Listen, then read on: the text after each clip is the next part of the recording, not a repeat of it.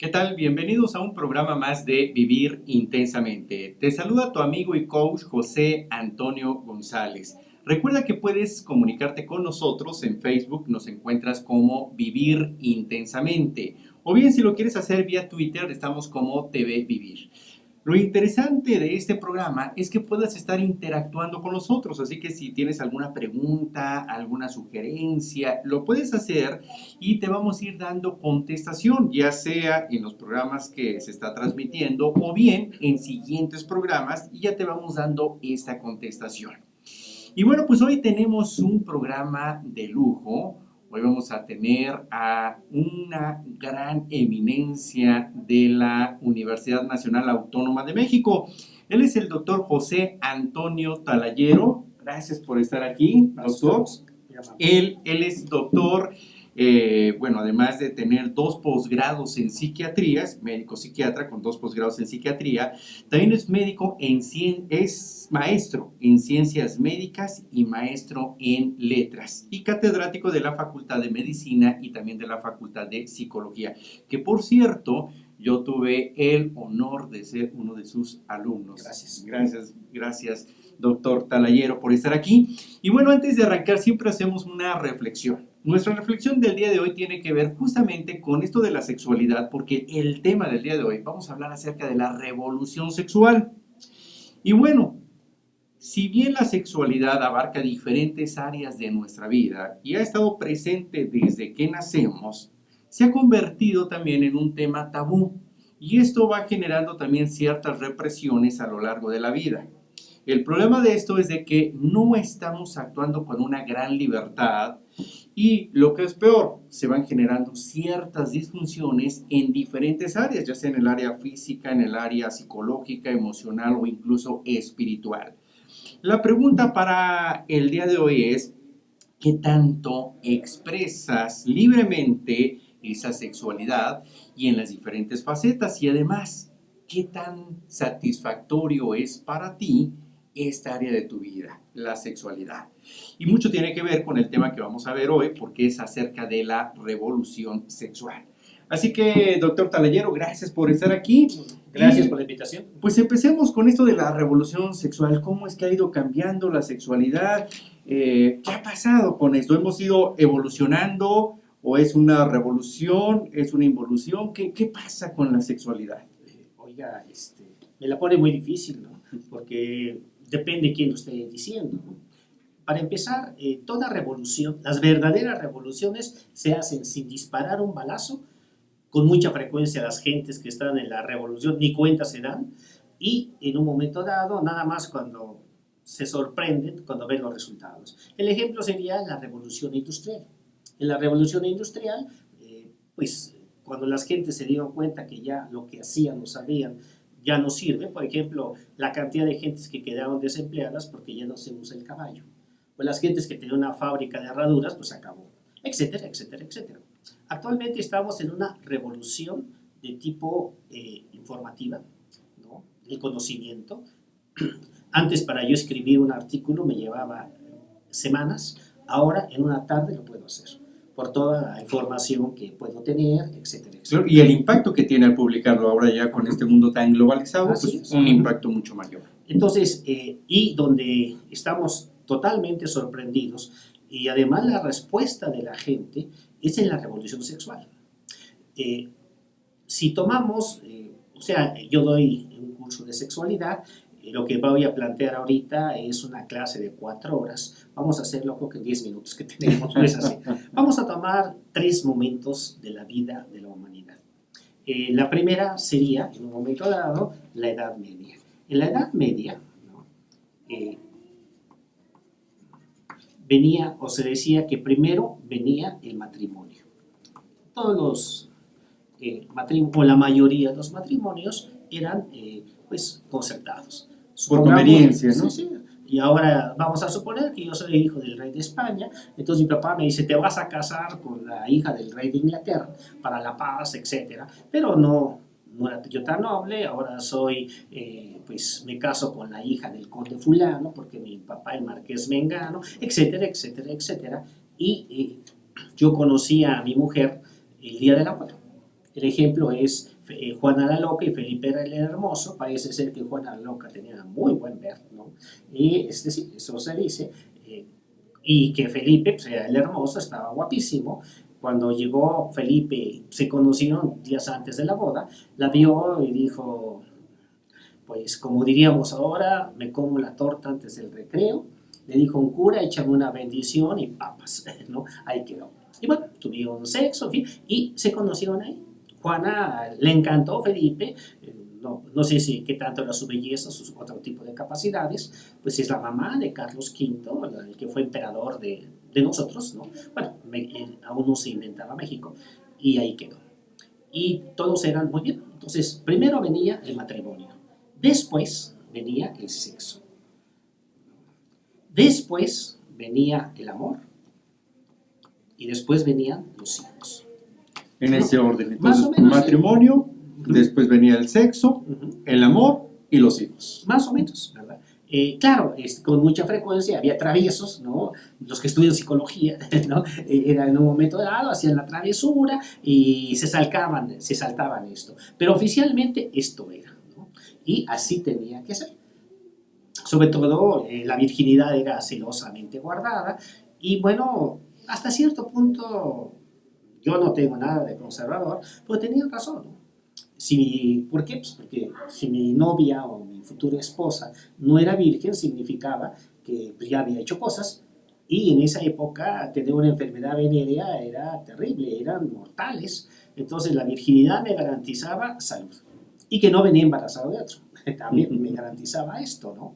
Y bueno, la que no era virgen, pues era desechada, etcétera, etcétera. Todavía en algunos lugares en el siglo XXI desechan ese tipo de mujeres.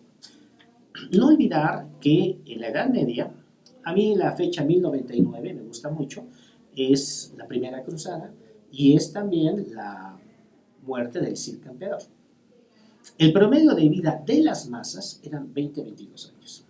Entonces la gente nacía, se reproducía y se moría. La mujer generalmente moría de parto, ¿no? Como lo decían los aztecas, es la forma de irse al paraíso. Los hombres en epidemias o andábamos en la guerra, porque siempre la especie ha sido muy peleonera, ¿no? Y nos morimos a esa edad. Ser huérfano era la regla. Pero empiezan a cambiar ciertas cosas, se desarrolla mucho ya la vida en el, pues, sedentaria, sobre todo las técnicas de alimentación, de hacer alimentos, etcétera, y de buenas a primeras la vida se prolonga un poco más. Y entonces es ahí donde vamos a pasar a una segunda fase, Vamos a decir una segunda etapa. Segunda etapa. ¿No? Son más, pero lo estamos simplificando. Sintetizándolo, exactamente. Entonces vamos a hablar del momento del romanticismo, ¿no? En el romanticismo se dice que primero viene el amor, después viene el matrimonio, después viene el sexo y después vienen los hijos. Hasta la fecha, a la mayoría de nosotros y de nuestras mujeres así las educan. Ajá, todavía Claro, ese amor romántico que viene de esta sí, hijita, etapa. no hagas nada, él va a querer, pero no firmes hasta que no firme un papel con águilas, porque sueltas el tesoro o no hay nada, ¿no? Pero sobre todo se le está poniendo mayor énfasis al sentimiento, al amor, sobre cualquier otro pilar Así o es, fase. ¿no? Y bueno, antes, hace todavía unas décadas, ser madre soltera estaba muy señalado y cosas por el estilo. Actualmente, pues yo, papá, mi hija sale embarazada y le digo, ¿qué hiciste? Bueno, ya sé lo que hiciste, pero ¿qué pasó? Y la respuesta es, lo amo, ¿no? Ya, eso. Y bueno, ya no se les corre, ya no tienen la famosa letra escarlata que usaban aquí, hasta es una novela, y por cierto que el embarazo fue el padre, el sacerdote, etcétera. En la historia de México hay un hombre de nuestra historia que me gusta mucho, que es Melchor Ocampo. Melchor Ocampo, la mamá, heredó una enorme fortuna, ¿no? Y pues ella era soltera y salió embarazada. Pero en esa, pues era una señora importante, rica, etcétera. Entonces hizo la trampa es encantadora, ¿no? Llega, con la ropa que se usaba, se podía disimular el embarazo, da a luz, ¿no? Y su hijo lo regala al orfelinato. Al otro día, como Dios le dio a entender, fue, y vio ese niño recién nacido y lo adoptó. Adoptó a su propio hijo, ¿no? Y le dio una educación extraordinaria, sabía idiomas, lo mandó a estudiar al extranjero, todo. Además lo hizo heredero, todo iba muy bien hasta que llegaron los conservadores y lo fusilaron. Pero bueno, eso ya es otro boleto de la historia. Pero esa historia de Melchor Ocampo nos habla de esa extraordinaria rigidez. Y cómo nuestras mujeres tenían que tener ese cuidado, se tenía una madre soltera, era notablemente mal vista, etcétera, etcétera. Y bueno, el que tenía una mamá soltera, pues yo era un bastardo, ¿no? Si yo venía o provenía de esto. Si en un momento dado, vemos esta Edad Media, Y el romanticismo. pero la división aquí es una línea discontinua. Esto es muy importante porque súbitamente viene la revolución sexual. En la revolución sexual, como todas las revoluciones, vinieron lentamente. O sea, lo primero que vino fue en la segunda. Bueno, lo fuerte es el inicio del feminismo. Pues las grandes pensadoras como Simone de Beauvoir, el segundo sexo, Virginia Woolf, todas esas cosas, en que queremos ya también hacer lo que queremos trabajar y demás, y disponer de nuestra sexualidad. Se dice que cuando acabe de caer en los Estados Unidos, el imperio americano va a contribuir para muchas cosas, pero en la sexualidad contribuyó primero, los antibióticos. Aunque la penicilina es un inglés, bueno, cuando se le dijo que sí era inglés, él dijo, no soy escocés, pero bueno, no, ahí quedó. Pero vino la penicilina, que lo hicieron los ingleses, ¿no? Fleming, y con la penicilina no se acabó, porque todavía anda por ahí, la sífilis y la gonorrea se controlaron, que eran lo más difícil que había. Yo andaba por ahí de picos pardos, me pegaba una gonorrea y pues era terrible. Parte del tratamiento, yo todavía tuve un tío que era urólogo, me heredó, ahí los tengo por ahí, unos dilatadores. Hagan de cuenta que este es el meate urinario del hombre, y por el meate urinario le metían esto, eran unos dolores terribles. Luego le hacían pasar líquidos para matar todo esto, y a veces en un migitorio de hombres se podía hacer el diagnóstico de gonorrea tardía. O sea, yo llegaba, estaba ahí y veía que estaba un señor mayor y porque estaba echando gotitas para orinar, dado que la gonorrea le producía una esclerosis del meate urinario. Claro. Entonces, esto tiene que ver mucho con los antibióticos, también a que se vaya favoreciendo ahora de una manera mucho más libre la expresión de la sexualidad. Sí. Y lo mismo pasa para la mujer, ¿no? En los años 60 del siglo pasado, los americanos, eso ya es de las grandes aportaciones de ellos a la sexualidad, inventan la píldora. Es la píldora, la probaron en 1 millón de ciclos mujer puertorriqueños, no americanas, ¿no? Porque malditos racistas, pero bueno, ya estoy hablando mal de Trump, ¿no? Entonces da como resultado que sirvió. Y bueno, con eso la mujer se toma la píldora y ya no se embaraza. Obviamente la Santa Madre Iglesia se opuso, todos los conservadores se opusieron, porque el fin básico de la sexualidad es la reproducción. No les hicieron caso, ¿verdad? Y ahí está. En esta época, usted que en un momento dado es un poco mayor que yo, ¿no? ¿Se acuerda cómo le decían a las mujeres que no se tomaban la píldora? No sé. Mamá. No se tomó la píldora, pues era mamá, ¿verdad? Entonces, las 3 grandes aportaciones al sexo fueron de los americanos. En un momento dado, se dice, el coche, ellos son la Ford y demás, el coche y las cosas que se pueden hasta la fecha hacer, ¿no? Segundo lugar, el motel, entonces, y la píldora. Entonces, ya se nos viene toda una situación de cambio en cascada, junto con la forma de producción y demás, y en la revolución sexual nos estamos encontrando con el problema que primero viene el sexo. Entonces ya invertimos ahora el orden. Mientras Así que en la Edad Media primero era el matrimonio y luego el sexo, y en el romanticismo primero era el amor, el matrimonio, en tercer lugar el sexo, ahora con esta revolución sexual, en primer lugar es el sexo. El sexo. En segundo lugar, a ver si nos queremos. El amor, ¿no? Porque, por ejemplo, yo he tenido alumnas que están estudiando una licenciatura. Tengo muy grabado una de ellas, en unas vacaciones, tuvo, entre comillas, 22 parejas sexuales. O sea, en la mañana, válgame la mala expresión, se echó uno, en la tarde a otro, y todos contentos, ¿no? Y es, en un momento dado, más que amor, más que una serie de cosas, es hedonismo. A ver si viene el amor. Entonces, son los muchachos que se van al antro. Yo les digo que la moral es soluble en alcohol. Entonces, nos tomamos 3 copas y la veo, nos sonreímos, 3 copas, ya somos almas gemelas. A la 5ª copa, pues ya creo que nos hemos encontrado el uno al otro. Y en ciertos antros, donde son muy libres, ahí mismo pueden, como dicen mis alumnos, echarse un quickly. ¿Ya? Entonces, primero viene el sexo. A veces tienen amoríos de 15 minutos, a veces amoríos de 15 días, porque una cosa es en la que yo me enamore de una determinada muchacha, pero una vez que la conozco, y lo mismo de mí, ¿no? Una vez que la conozco, me doy cuenta del carácter que tiene, etcétera, etcétera, bueno, pues ahí va, ¿no? La cosa cambia radicalmente. Claro, y es lo que iba a preguntar. ¿Hay diferencia en esta revolución sexual entre hombres y mujeres? O sea, ¿se vive de forma diferente o hay una marcada diferencia en las mujeres y otra en los hombres? Híjole, me está preguntando algo para otra charla, pero me le puedo adelantar algo. Actualmente sabemos que el cerebro tiene sexo.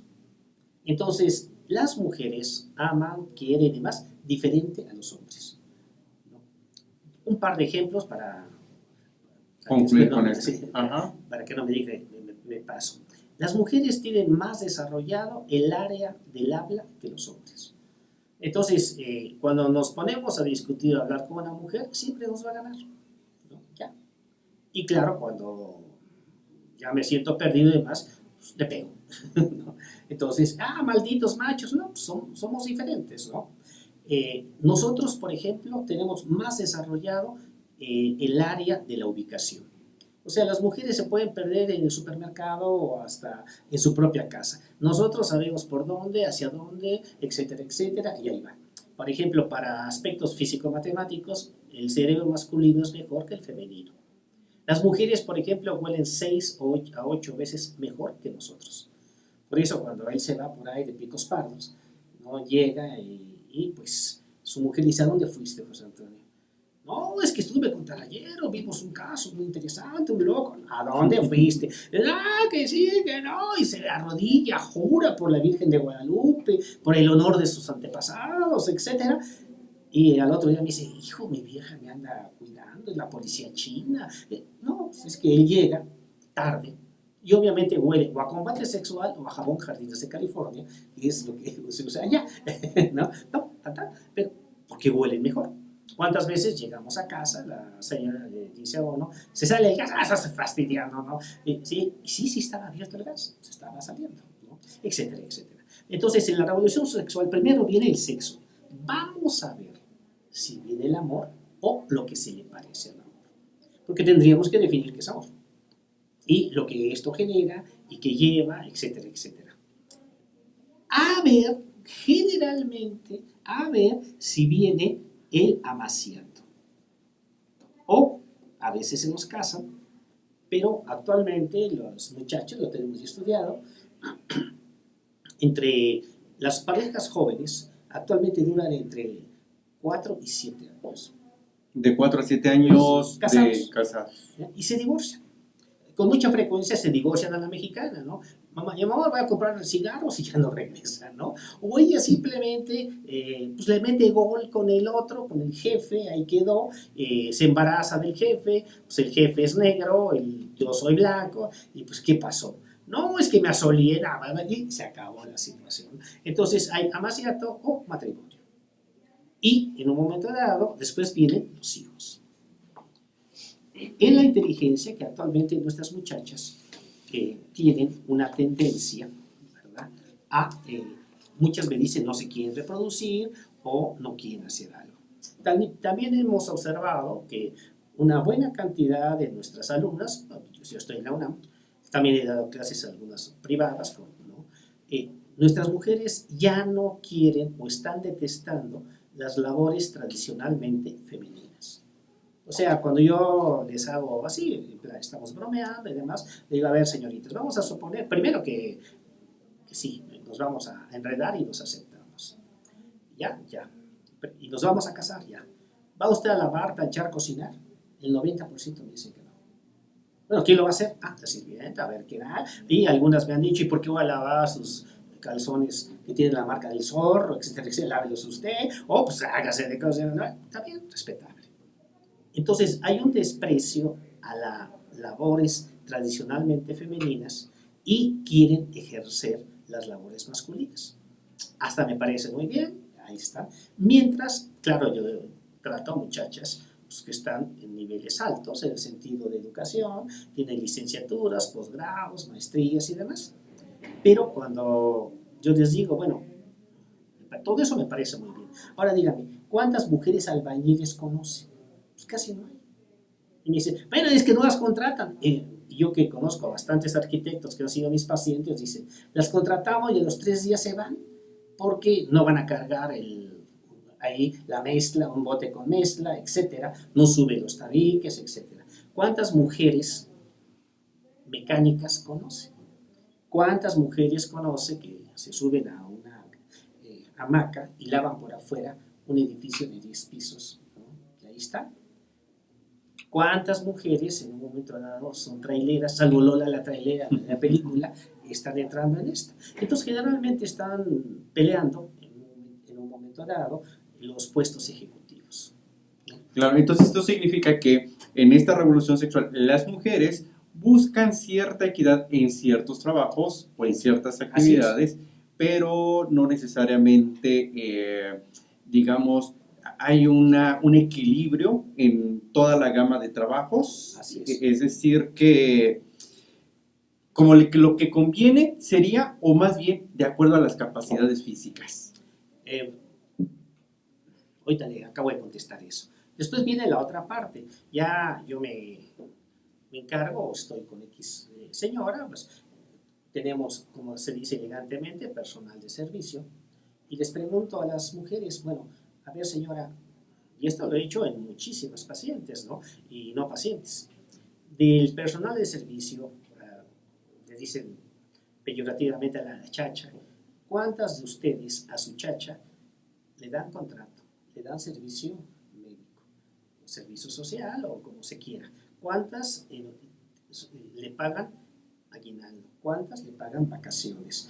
¿Cuántas en un momento dado les pueden dar algún seguro de algo? Y nos damos cuenta que no.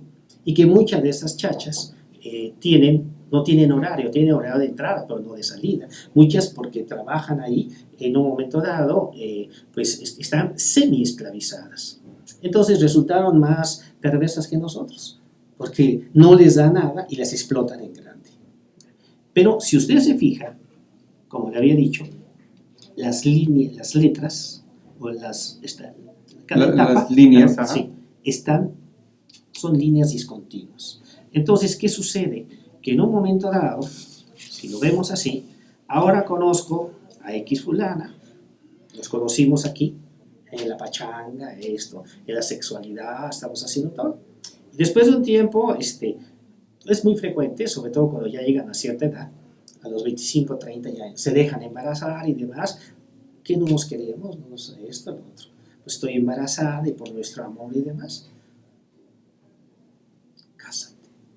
No quiero que sea ilegítimo y bastardo. Pasa más tiempo y ahora, ¿qué no soy la reina de la casa? A la reina de la casa se le mantiene, se le sostiene y demás. Entonces los valores me los están mezclando. ¿Qué nos vamos a encontrar? Que en la Edad Media todo esto, o sea, la conducta, el sexo está sacralizado. ¿Qué significa eso? Pues que lo que dice la religión, lo que dice la tradición y demás. En el modelo romántico, el sexo está afectivizado. Porque te amo, porque nos quieres, la legendaria prueba de amor y que vamos a ver, etcétera, etcétera. Actualmente, el sexo está hedonizado y mercantilizado. O sea, conozco montones de mujeres que van con su jefe, hacen labores de alcoba y ascienden. Claro. Entonces, para ir concluyendo, porque ya estamos llegando a la recta final, ¿cuál sería la conclusión? ¿Esto va para atrás? ¿Está mejorando? ¿O cuál sería su recomendación? No, ni siquiera es recomendación. Es que no sabemos a dónde vamos, que esa es la tragedia, ¿no? Porque finalmente la sexualidad y demás lleva la reproducción y lleva toda una serie de cosas aparejados. Pero lo hemos hedonizado tanto, lo hemos liberado tanto. Y yo de conservador no tengo nada, me encantan todas estas cosas. Pero cuando veo a dónde vamos, no sé. No sé, porque ha venido otra tragedia, que la culpa la tienen estos tales por cuales que son los doctores. En la Edad Media, 22 años promedio de vida. En la época romántica, todavía hace 100 años, un cuarentón, cincuentón, y era un hombre que estaba en decadencia. Actualmente el promedio de vida van a ser 80 años para mis alumnos. Entonces, ¿qué van a hacer las gentes con estos cambios?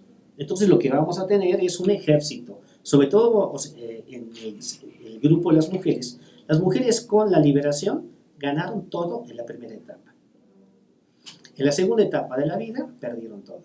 Ya no son respetables, ya no las toman en cuenta, las votan, ¿verdad? Y no sabemos a dónde vamos. Esa es la tragedia. Claro, entonces esto también tiene que ver mucho con tomar conciencia y sobre todo los valores o los principios, porque como bien ahorita lo está mencionando, estos valores están mezclados, pero mucho de esta problemática es por ese hedonismo, por esa superficialidad.